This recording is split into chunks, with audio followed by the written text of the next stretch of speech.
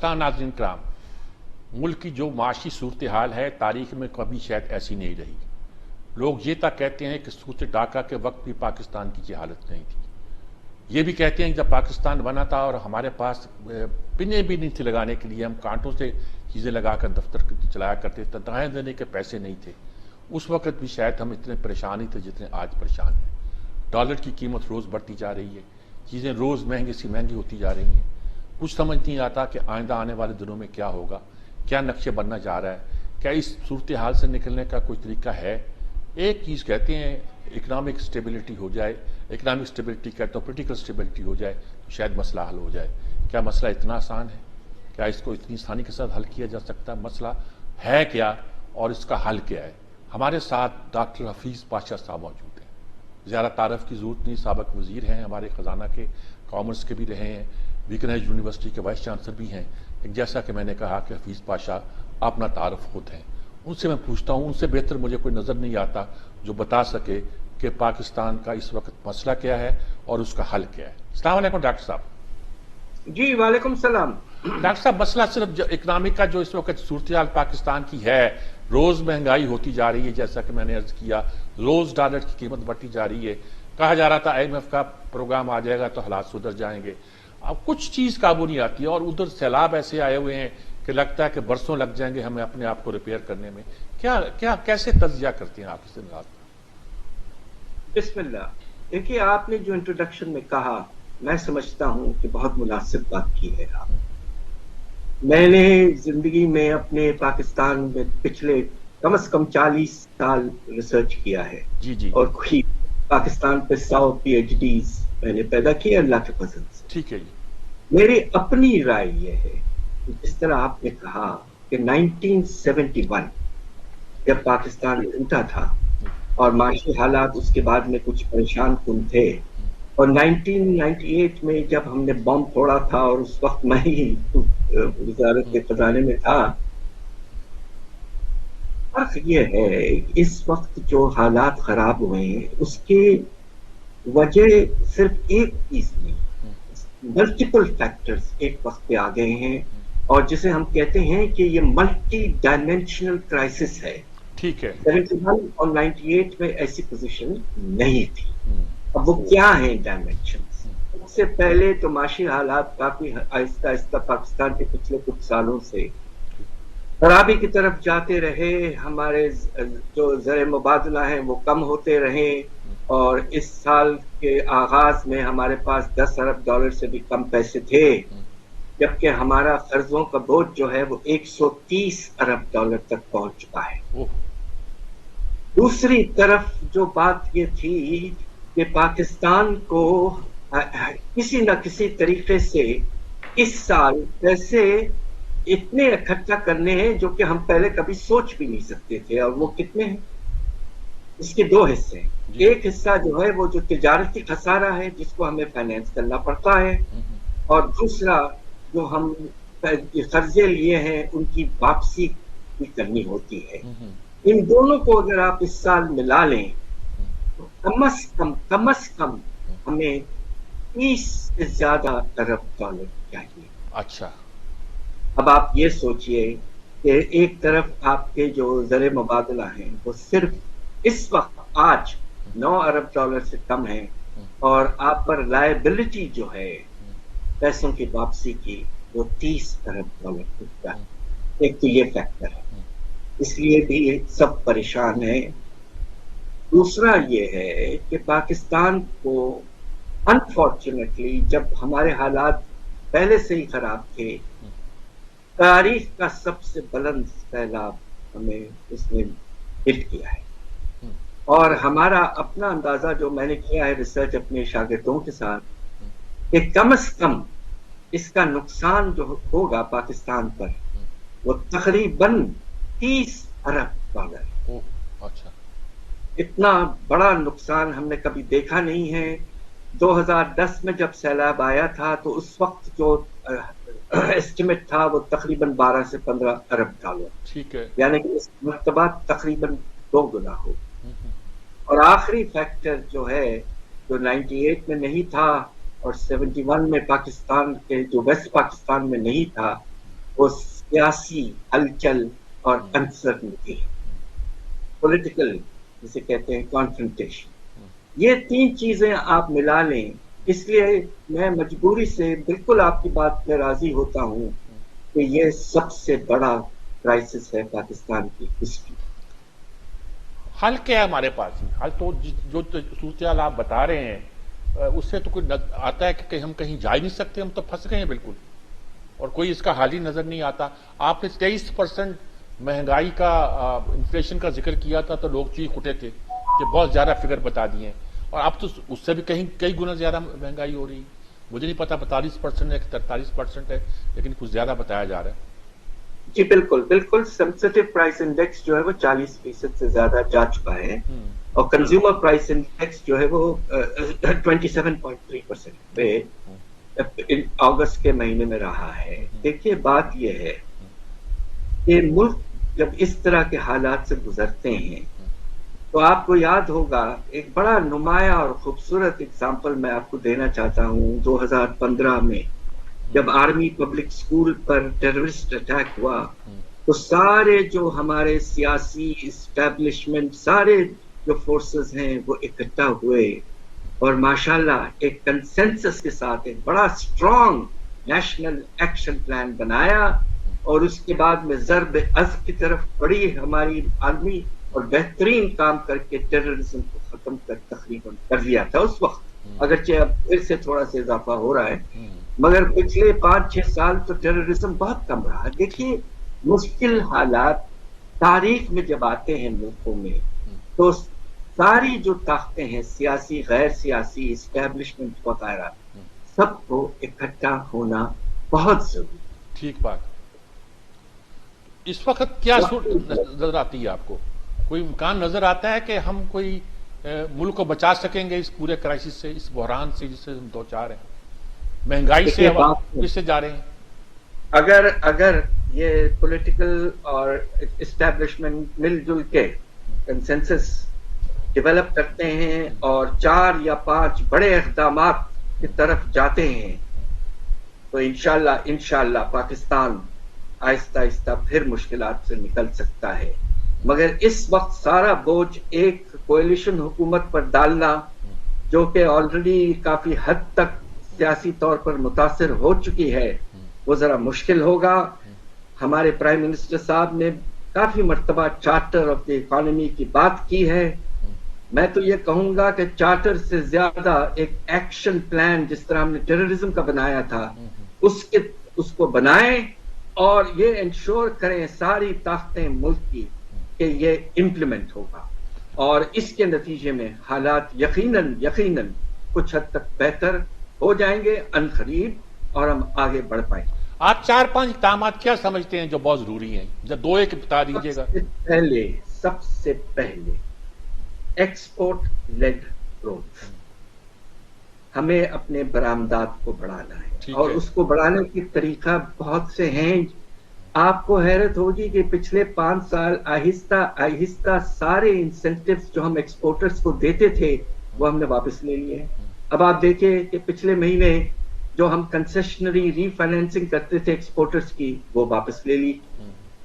اس سے پہلے 0 ریٹنگ تھا ہمارے ایکسپورٹ سیکٹر کا، وہ واپس لے لی. اور اب خیال یہ کہ جو ہم نے کنسیشنری ٹیرف رکھا تھا بجلی کا 9 سینٹس کلو واٹ آور، وہ بھی شاید واپس لے لیں. تو اس طرح تو نہیں ہوتا. آپ کا سب سے پیوٹل، سب سے وائٹل سیکٹر آپ کا برآمدی سیکٹر.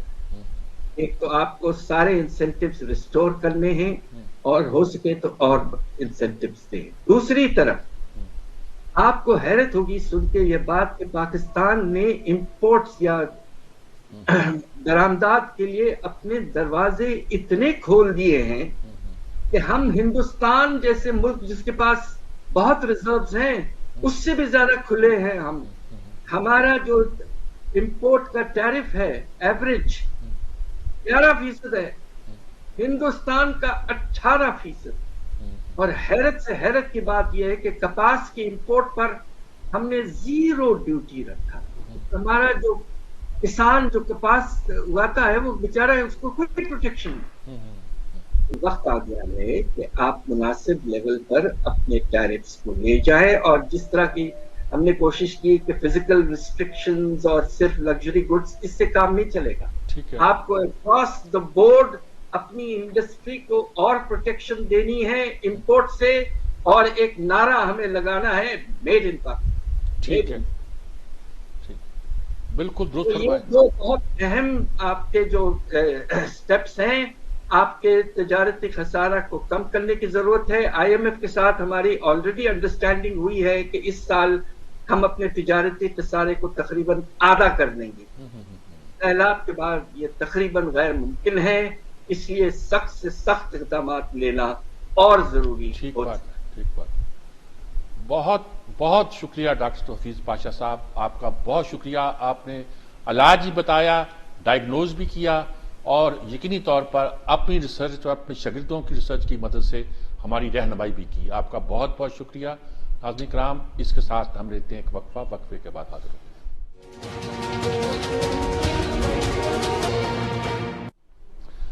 ہیں. ناظرین کرام, اس وقت میرے ساتھ پاکستان کے ایک بہت ہی ممتاز ماہر معیشت موجود ہیں, جو اسلامی ذہن بھی رکھتے ہیں. اسلام کی جو institute of research banking and finance پہ ہے, اس کے چیئرمین بھی ہیں, اور بہت گہرائی کے ساتھ معاملات کو سمجھتے ہیں.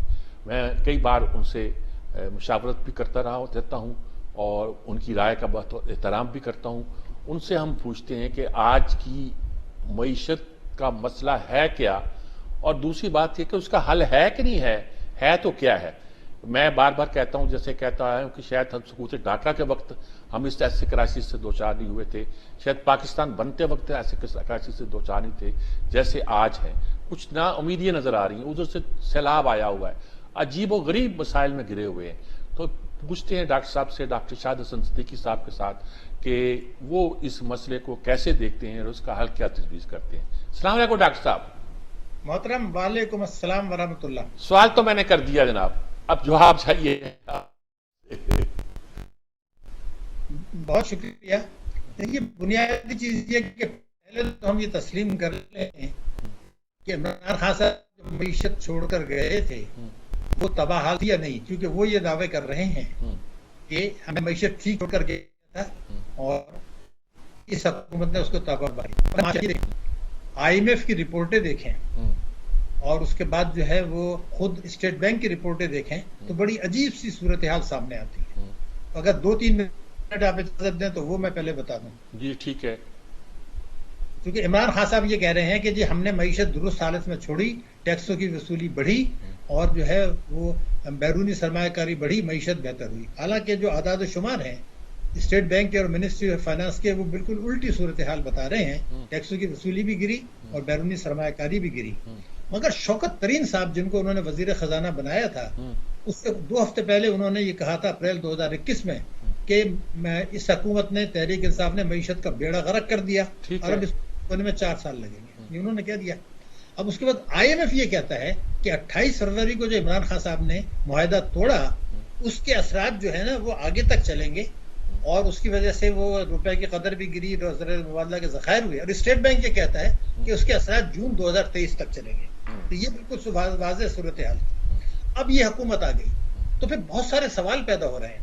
وہ یہ تھے کہ جو ہمارے وزیر خزانہ ہیں وہ یہ کہتے تھے کہ جناب جب آئی ایم ایف کی قسط مل جائے گی اس کے بعد حالات بہتر ہو جائیں گے. جس دن آئی ایم ایف کی قسط ملی تھی اس دن تو 218 روپے تھے, آج یہ 240 پر آ گیا. ایک بہت بڑا سوالیہ نشان ہے. وہ یہ بھی فرمایا کرتے تھے کہ جب آئی ایم ایف کی قسط مل جائے گی تو دوست ممالک جو ہے جم کریں گے, ہمیں کئی ارب ڈالر دے دیں گے. وہ کسی نے بھی ٹکا نہیں دیا. تو اب یہ کیا صورتحال ہو گئی. پھر اس کے بعد اسٹیٹ بینک نے بھی کوشش نہیں کی کہ روپے کی قدر کو گرنے سے روکیں. انہوں نے بھی اصلاحات کی کوئی کوشش نہیں کی بلکہ دیوالیہ کے نعرے لگاتے رہے. تو اگر آپ خود ہی دیوالیہ کہیں گے تو دنیا کیوں آئے گی, دوست ممالک کیوں آئیں گے. ایک تو یہ چیز ہو گئی. ایک جملہ اگر آپ اور اجازت دے دیں, عمران خان صاحب نے یہ کہا تھا کہ جو لوگ قومی دولت لوٹ کے جاتے ہیں, باہر لے جاتے ہیں, وہ ملک دشمن ہے اور غدار ہیں. ان کے الفاظ ملک دشمن اور غدار ان کے الفاظ. اور انہوں نے ان کو ٹیکس ایمنسٹی دی کہ پیسہ باہر ہی رکھو, ان کا نام کانفیڈینشیل ہے تاکہ وہ باعزت فت رہیں, اسمبلی میں بھی آ جائیں, حکومت میں بھی آ جائیں. تو یہ قول اور فعل کا جو تضاد ہے نا, یہ بڑا خطرناک ہے. بالکل واضح ہے, یہ الفاظ بھی واضح ہیں اور انہوں نے جو ایمنسٹی لے کر آئے وہ بھی واضح ہے. اب حل کا مسئلہ یہ آ جاتا ہے کہ اس وقت جو صورتحال ہے، ایک تو یہ ہے کہ ابھی معیشت تباہ ہے، اس حکومت نے روپے کی قدر گرنے دی، کوشش نہیں کی، اسٹیٹ بینک نے کوئی کوشش نہیں کی، سٹے بازی بھی ہوئی، اور یہاں سے پیسہ باہر بھی جا رہا ہے افغانستان. اور تو کیا حکومت کو یہ اسٹیٹ بینک کو نظر نہیں آ رہا ہے کہ کراچی کا جو ریٹ ہے کھلی منڈی کا، پشاور کا اور افغانستان کے ریٹ میں بہت بڑا فرق ہے، اور بھارت وہاں سے خرید رہا ہے پاکستان کو نقصان پہنچانے کے لیے، تو کوئی کوشش ہی نہیں کر رہے، کوئی اصلاحات کی کوشش نہیں کر رہے، منشور پر برآمد نہیں کر رہے. تو یہ ہے تباہ صورتحال. پچھلی حکومت نے تباہ و برباد کر کے دیا، اس میں کوئی شک نہیں ہے، اور ان کے دور میں مزید تیزی سے گری، یہ اس میں بھی کوئی شک نہیں ہے. اب چونکہ آپ کا ہمیشہ کوشش رہتی ہے کہ حل پہ بات کریں، یہ تو سبھی بات کرتے ہیں، لیکن پہلا جو مسئلہ ہے وہ یہ ہے کہ اس حکومت نے کبھی ابھی تک یہ نہیں بتا سکے، جس طرح عمران خان صاحب ان کے اوپر بیانیاں دیتے ہیں جو ہٹ ہوتا ہے، یہ نہیں بتا سکے کہ بھئی آئی ایم ایف نے یہ کہہ دیا کہ جی اس کے دور میں جو ترقی ہوئی تھی عمران خان کے، وہ غیر متوازن تھی، غیر پائیدار تھی، ناہموار تھی. یہ باتیں بتائیں گے تو لوگوں کو یہ پتہ چلے گا نا کہ ان کو ہوا کیا تھا. تو یہ وہ باتیں کیوں نہیں بتاتے جو میں آپ کو بتا رہا ہوں یا جو عالمی ادارے بتا رہے ہیں. اب حل پر آ جاتے ہیں. نمبر 1، مسلم لیگ کا بھی منشور ہے، تحریک انصاف کا بھی منشور ہے، پیپلز پارٹی. اگر ہم وفاق اور صوبے ہر قسم کی آمدنی پر مؤثر طور سے ٹیکس عائد نہیں کرتے اور وصول نہیں کرتے تو لاکھ دعوے کر لیں معیشت ٹھیک نہیں ہو سکتی. کیونکہ ہم کوئی وصول کر رہے ہیں، جو پاکستان کی کیپیسٹی ہے، معیشت کی استعداد ہے لوگوں کی دولت کی، 6500 ارب روپیہ کم. اب اگر اتنی بڑی رقم کم آ رہی ہے تو آپ کیا کرتے ہیں؟ تعلیم کا بجٹ کم کر دیتے ہیں، صحت کا بجٹ کم کر دیتے ہیں، انڈائریکٹ ٹیکسز لگا دیتے ہیں، جی ایس ٹی لگا دیتے ہیں، پیٹرولیم لیوی لگا دیتے ہیں، بجلی کی نرخ بڑھا دیتے ہیں. تو کاسٹ آف پروڈکشن بڑھتی ہے، آپ کی معیشت ترقی نہیں کرے گی. اگر کوئی حکومت اس کے لیے تیار نہیں ہے، سب کے منشور میں ہے، اور پھر کہتے ہیں کہ جی ہم میثاق کے معیشت کر لیں. ارے بھائی میثاق کے معیشت تو ہے، تینوں پارٹیوں نے یہ کہا ہوا ہے کہ ہر قسم کی آمدنی پہ ٹیکس لگے گا. عمران خان صاحب، میں آپ کو بتاؤں یہ تو بہت اٹیک کرتے ہیں، مگر میں ان سے یہ پوچھنا چاہتا ہوں کہ 10واں سال چل رہا ہے ان کا جو ہے وہ کے پی میں، انہوں نے تعلیم اور صحت میں اور ٹیکس کی وصولی میں وہی کیا ہے، منشور کے خلاف کیا ہے جو پیپلز پارٹی سندھ میں اور وہ پنجاب میں کر رہے تھے. یہ وہ سوچ ہے کہ اگر وہ بھی کوئی وہاں پر ان کو واضح اکثریت حاصل رہی ہے، لیکن انہوں نے کوئی بہتری کی کوشش نہیں کی، اور جو منشور تھا اس سے 100% انحراف کیا تینوں پارٹی. وہ 10 سال سے وہ بھی کر رہے ہیں، یہ نہ کہیں کہ انہوں نے 3-3.5 سال کیا. تو پہلی چیز تو ٹیکسوں کا میں نے آپ کی خدمت میں بتا دیا، اور جب یہ کریں تو جی ایس ٹی 17 سے آپ 7.5% پہ لانا پڑے گا، تاکہ مہنگائی کم ہو، کاسٹ آف پروڈکشن کم ہو، پیٹرول کے نرخ کم ہو، ٹرانسپورٹ کے کرائے کم ہو، لوگوں کو کھانے خریدنے کے لیے پیسے ملیں. اگر یہ نہیں کرتے تو معیشت ٹھیک نہیں ہو سکتی، مہنگائی کم نہیں ہو سکتی، خود انحصاری کی طرف نہیں جائیں گے، اور ہم اپنی خود انحصاری اور خود مختاری کو داؤ پہ رکھتے رہیں گے. بنیادی چیز مان لینا چاہیے، اور قومی سلامتی کو خطرہ ہوگا. دوسری بات یہ تھی کہ جی ایس ٹی کو بھی کم کرے، اور پیٹرولیم لیوی جو ہے وہ بھتہ ہے، اس کو صفر کرنا پڑے. ٹھیک. دوسرے کہ آئی ایم ایف کے ساتھ جو معاملات طے کرتے ہیں، میں یہ چاہتا ہوں آئی ایم ایف کے پاس جانے کے لیے چونکہ پورا ملک پابند ہوتا ہے تو وفاق اور چاروں اسمبلیوں سے اجازت لینی ضروری ہے. یہ نہیں ہو کہ ایک صاحب نے فیصلہ کر لیا، امریکہ نے حکم دیا کہ تم آئی ایم ایف کے چنگل میں چلے جاؤ، کیونکہ ماضی میں ریکارڈ ہے، ہمارے اوپر احکامات آئے کہ آپ آئی ایم ایف سے قرضہ لیں. تو یہ پابندی ہم لگانا چاہتے ہیں کہ اگر آپ کو آئی ایم ایف سے قرضہ لینا ہے ضرور لیں، لیکن چاروں صوبے بھی اجازت دیں تب لیں، اور پارلیمنٹ بھی اجازت دے، ورنہ نہیں لے سکتے. وہ ان کو بتائیے کیا صورتحال کیوں دے رہے ہیں. تیسری بڑی چیز یہ تھی کہ ایک واحد ملک کے خطے میں جو برآمدات کے بجائے ریمیٹنسز پہ زور دے رہے ہیں. ہماری remittances G D P ratio خطوں میں سب سے زیادہ، اور export G D P ratio خطے میں سب سے کم. یہ ہے آگ سے خطہ، اسی لیے روپے کی قدر گر رہی ہے. اب روپے کی قدر جیسے 218 سے 240 پر آ گئی جب سے قسط آئی ہے، تو 75 ارب ڈالر کی جو امپورٹس ہے تو آپ اندازہ لگا لیجئے پاکستانی روپے پر اس کی مالیت بڑھے گی، حکومت کو ٹیکسز ملیں گے، بجلی پیٹرول کے نرخ بڑھیں گے، پیداواری لاگت بڑھے گی، مہنگائی بڑھے گی. اب یہ کرتے ہیں کہ یہاں سے وہ جو پیسہ آتا ہے تو عمران خان صاحب کے دور میں 105 ارب ڈالر آ گیا، 35 ارب ڈالر کے قرضے بڑھ گئے، 140 ارب ڈالر کا امپیکٹ کوئی کیوں نہیں پوچھتا. بھائی 140 ارب ڈالر آئے تھے تو آپ کی گروتھ تو 3.3% ہے، تو پیسہ کدھر چلا گیا؟ وہ ادھر چلا گیا کہ وہ پیسہ واپس جا رہا ہے پاکستان سے. نمبر 1 لاکھ ڈالر کی اگر ایک جعلی ٹی ٹی آتی ہے 111(4) انکم آرڈیننس کے تحت، تو اس سے 50,000 روپے کا ٹیکس کا نقصان ہوتا ہے. آپ اندازہ لگا لیجئے.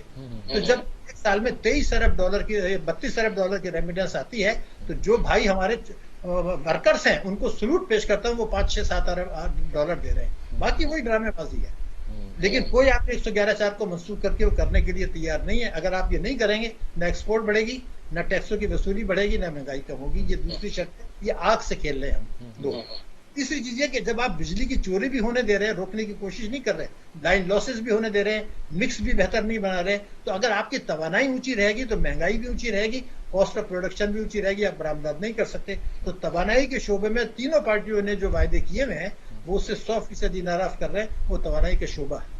چوتھی چیز یہ کہ کمپلسری کر دیں کہ اگر میرا آئین کہتا ہے 25A کہ 6 سال سے 16 سال کے ہر بچے کو مفت تعلیم دینی ہے, تو پارلیمنٹ کو کون سا اختیار ہے کہ جب 23 ملین بچے اسکول نہیں جا رہے تو تعلیم کا بجٹ کم کر رہے ہیں. عمران خان صاحب نے 7.6% GDP کا وعدہ کیا تھا تعلیم میں اور صحت میں, انہوں نے اس کا آدھا بھی نہیں کیا. اسی طرح سے دوسری پارٹیوں نے اس سے بھی زیادہ کیا تھا, انہوں نے بھی نہیں کیا. تینوں پارٹیاں اس کے لیے تیار نہیں ہیں تعلیم اور صحت کے لیے. تو جب ایک عام آدمی کو کچھ نہیں ملے گا, نہ اس کو غذا مل رہی ہے, نہ اس کو فوڈ سیکورٹی بھی ہے, نہ تعلیم ہے, نہ صحت ہے, نہ صاف پانی, نہ سڑکیں, تو اس کا کیا کمٹمنٹ رہ جائے گا؟ یہ بڑی اہم کی ضرورت ہے کہ توانائی, ٹیکسوں کے ساتھ تعلیم اور صحت, IMF کا بجٹ اور شانہ اخراجات. ابھی آپ دیکھیے, میں کسی کو پرسنل اٹیک نہیں کرتا, مگر جو یونائٹڈ نیشنز کے سیکرٹری جنرل آئے تھے وہ اپنے سوٹ کیس کو گھسیٹ کے لے جا رہے تھے, آرڈنری ڈریس تھا. جو ہماری وزیر مملکت بڑے جو ہے خارجہ, ان کا ڈریس دیکھ لیجئے, ان کے پرس دیکھ لیجئے, تو وہ خود دیکھ نہیں رہا ہوگا کہ یار یہ ہم سے مدد مانگ رہا ہے, میں تو سوٹ کیس اٹھا رہا ہوں. تو آپ نے دیکھا, میں نے میرے پاس تو وہ نے دیکھا تو میں حیران رہ گیا. وہ بیچارہ سوٹ کیس گھسیٹ رہا تھا. یونائٹڈ نیشنز کا سیکرٹری جنرل, اس نے آرڈنری قمیص ہے, ایک آرڈنری کوٹ پہنا ہوا تھا, اور ہماری شہزادی تھی. اور ان کو وہ جو ٹیکس دیتی ہے, میں آپ کو یقین دلا دوں, ان کا جو ٹیکس ہے وہ جو آپ کا کیمرہ مین ہوگا نا, اس سے زیادہ نہیں دیا ہوگا انہوں نے. یہ سب کچھ میرے ملک میں ہے, لیکن آپ تیاری نہیں ہے اس چیز کی کرنے. ہمیں تیار ہونا پڑے گا تو ہم ملک کو اس بحران سے نکال سکتے ہیں. پریشانی کی بات نہیں ہے, اصل پریشانی کی بات یہ ہے کہ ہمارے حکمران ان پالیسیوں پہ عمل نہیں کرتے. ڈاکٹر صاحب میں چاہتا کہ اور ہی بات کرتا رہوں, لیکن وقت ہمارے پاس بہت چونکہ کم ہوتا ہے. آپ کی رائے کا اور بڑی وضاحت کا بہت بہت شکریہ. آپ نے وجہ بھی بتائی, حل بتانے کی بھی کوشش کی. اللہ کرے کہ ہم ان میں سے کسی ایک پہ عمل کر سکیں اور ملک کو اس بحران سے نکال سکیں. اجازت چاہتا ہوں, وقفہ لیتے ہیں, وقفے کے بعد حاضر ہوتے ہیں.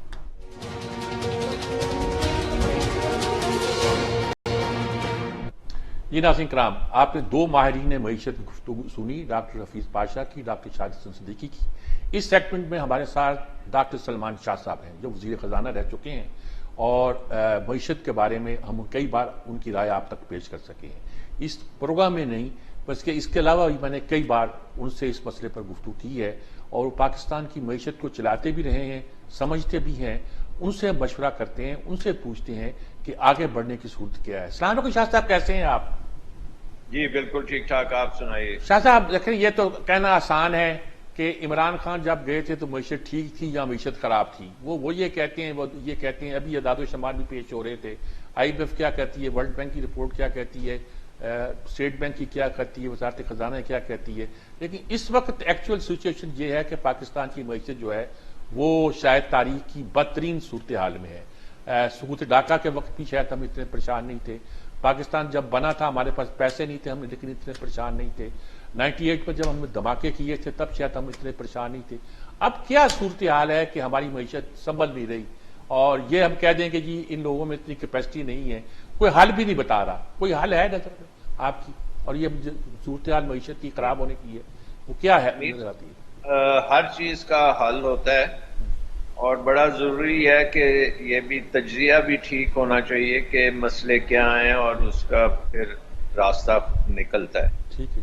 اس وقت بڑی کلیئرلی کم از کم سب اس پہ اگری کرتے ہیں کہ پاکستان میں جو پولیٹیکل پولرائزیشن ہے وہ اس وقت بہت بڑا ایک پاکستان کے لیے عالمی بنا ہوا ہے, اور اس کی وجہ سے ہماری اس وقت معیشت جو ہے وہ بری طرح افیکٹ ہو رہی ہے. اس کی 2 وجہ ہیں. ایک وجہ یہ ہے کہ ہمارا جو بانڈ ہے, جو انٹرنیشنل بانڈز ہم نے ایشو کیے ہوئے ہیں, کیونکہ ہمارے بیرون ملک قرضے جو ہیں وہ تقریباً $130 ارب کے ہیں, اور اس میں سے کم از کم ہر سال ہمیں $20 ارب کو رول اوور کرنا ہے یا ری فائنینس کرنا ہے. اس کا مطلب ہے کہ جب بھی یہ میچور ہونے کے قریب ہوتے ہیں تو ہمیں ان کی پیمنٹ کرنی ہے اور نئے بانڈز ایشو کرنے ہیں. ٹھیک بات. اور ہمارا بانڈ اتنا ہیولی ڈسکاؤنٹ ہو رہا ہے کہ 100 روپے کا بانڈ جو ہے وہ 50 روپے میں بک رہا ہے. تو یہ رول اوور کرنا ناممکن بات ہے، کیونکہ اس کا مطلب ہے کہ آپ کو اس وقت انٹرنیشنل مارکیٹ جو ہے وہ آپ کو بڑی دیکھ رہی ہے کہ آپ سنبھل نہیں سکتے اور آپ ڈیفالٹ کی طرف جا سکتے ہیں. سو یہ ایک بہت بڑی چیز ہے. دوسرا ایلیمنٹ اس کے ساتھ ساتھ یہ ہے کہ ہمارا جو روپے کی قیمت ہے وہ نیچے ہی نیچے جا رہی ہے، اور اس کی جو وجہ ہے وہ ہے اس وقت ہماری امپورٹس. اور کیونکہ امپورٹس میں ہم سب سے زیادہ جو امپورٹ کر رہے ہیں وہ ہم تیل امپورٹ کر رہے ہیں اور فوڈ آئٹمز امپورٹ کر رہے ہیں. تیل کے ساتھ پھر کولا بھی ہے، گیس بھی ہے، یعنی کہ انرجی کی امپورٹس اور فوڈ آئٹمز کی امپورٹس، اور یہ دونوں اس وقت بہت ہائی جا رہی ہیں.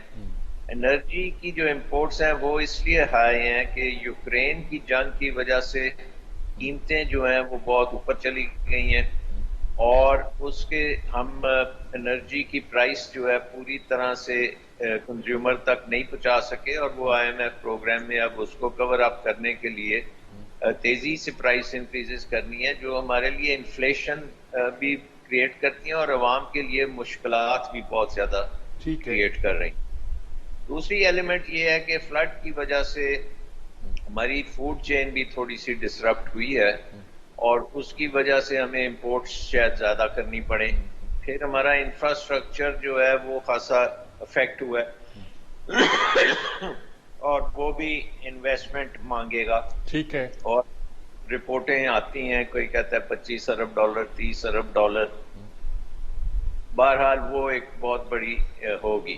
سو اس میں جو چیز ہے، اقدام تو ہم نے تقریباً آئی ایم ایف پروگرام میں جو کرنے تھے وہ تو کر لی ہیں، اور اس کا ہم بھگت بھی رہے ہیں. اور اس کے ساتھ ساتھ ایک اور ایلیمنٹ بھی ہے جو کہ آئی تھنک کلیئرٹی آنی چاہیے اس پہ، اور وہ ہے کہ جب پرائم منسٹر شہباز شریف صاحب نے کہا کہ آئی ایم ایف نے ہم سے ناک سے رلوایا یہ آئی ایم ایف ڈیل کرنے کے لیے، تو وہ اس لیے انہوں نے یہ کیا ہے کہ پاکستان میں آئی ایم ایف کو جب حکومت میں آپ اپوزیشن میں ہوتے ہیں تو آپ کرٹیسائز آئی ایم ایف کو کرتے ہیں.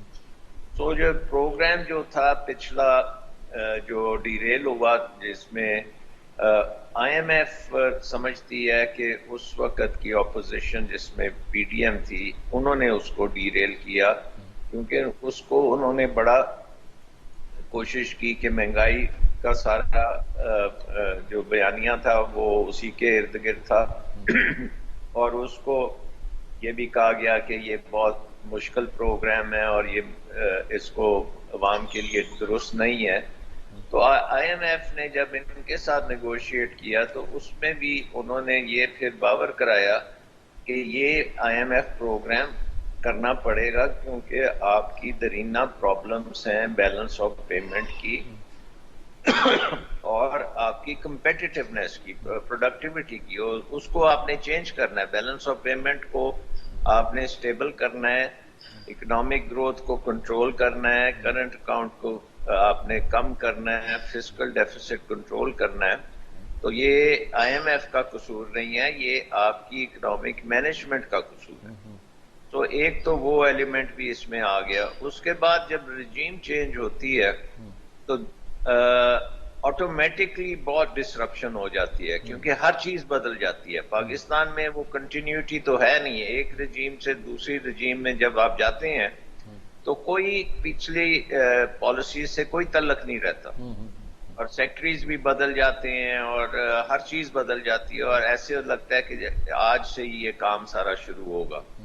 سو مفتاح صاحب جب گئے تھے نیگوشیٹ کرنے پہلے اپریل میں، اس وقت آپ کو یاد ہے کہ شوکت ترین صاحب نے جانا تھا، بٹ شوکت رجیم چینج کی وجہ سے شوکت ترین صاحب کی بجائے وہ مفتاح صاحب کے. اب مفتاح صاحب کو بالکل نہیں تھا پتا کہ کس جگہ پہ اکانومی کھڑی ہے، اور ان کو بھی بڑا وقت لگا اس کے اوپر کام کرنے پہ، اور اس ٹائم پیریڈ میں پاکستان کی سلپیج جو ہے وہ خسارے زیادہ ہو گئے، بہت زیادہ ہو گئے، اور 4-5 مہینے جو لگے اس کی وجہ سے پھر آپ کو زیادہ مشکل کام کرنا ہے، کیونکہ گڑھا زیادہ بڑھ چکا تھا۔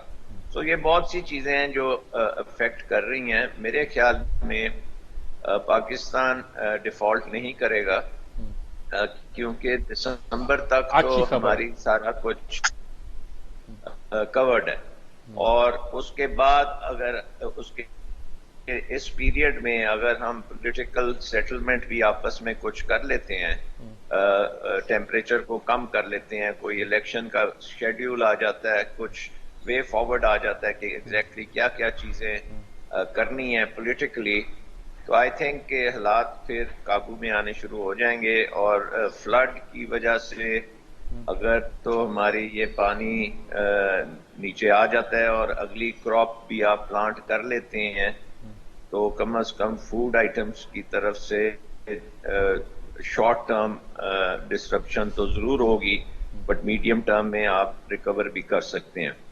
اور مین چیز پھر یہ ہے کہ جو بھی حکومت آئے گی اس کو ایک مینڈیٹ ہونا چاہیے ریفارم کا، لیکن ریفارم جو ہیں وہ بے شمار ریفارمز ہیں۔ جو ہماری پرابلم یہ ہے میر صاحب کہ کم از کم پچھلے 50 سال میں ہم نے سیاست کی ہے اکنامکس کے بغیر، یعنی کہ ہماری سیاست کی جو آبجیکٹس تھے وہ صرف یہ تھا کہ ہم پاور لے لیں کسی طریقے سے اور بس اس کی پیٹرنیج ہو اور کام چلایا جائے۔ ٹھیک بات ہے، جدھر سے بھی ہم قرضے مل جاتے ہیں وہ قرضے لے لیں، امریکہ کی جنگ میں شامل ہو جائیں تو شاید پیسہ مل جاتا ہے۔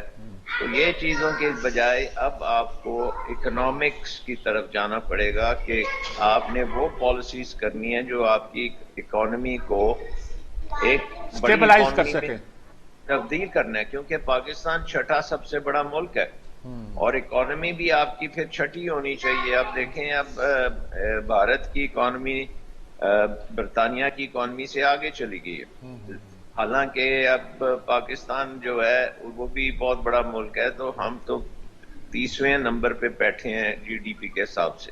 ٹھیک بات، سو ہم نے اس کو کرنا ہے کہ کیسے ہم اپنی اکانومی کو اگلے 2-3 دہائیوں میں دنیا کی ٹاپ 10 اکانومیز میں کیسے لے کے آئیں گے، ٹھیک بات، کیسے ہم روزگار کے مواقع پیدا کریں گے نوجوان نسل کے لیے، کیسے ہم ایگریکلچر میں بریک تھرو کریں گے تاکہ ہماری جو ڈپینڈنس آن ایگریکلچر ہے وہ کیسے ٹھیک ہوگی، ٹھیک ہے، ہماری ڈپینڈنس انرجی کو ہم ڈومیسٹک کیسے کریں گے، ڈیمز کیسے بنائیں گے، سولر کیسے کریں گے، اور امپورٹڈ انرجی سے کیسے جان چھڑائیں گے، اور ساتھ ہم نے یہ دیکھنا ہے کہ ہم اپنی اکانومی کو گلوبل کیسے کریں گے کہ انٹرنیشنل مارکیٹس میں ہماری جو ایکسپورٹس ہیں، چائنا میں ایکسپورٹس ہوں، امریکہ میں ہوں، یورپ میں ہوں، یہ ہم کیسے کنسسٹنٹلی بڑے سائز پہ لے کے جائیں جیسے ایسٹ ایشیا نے کی۔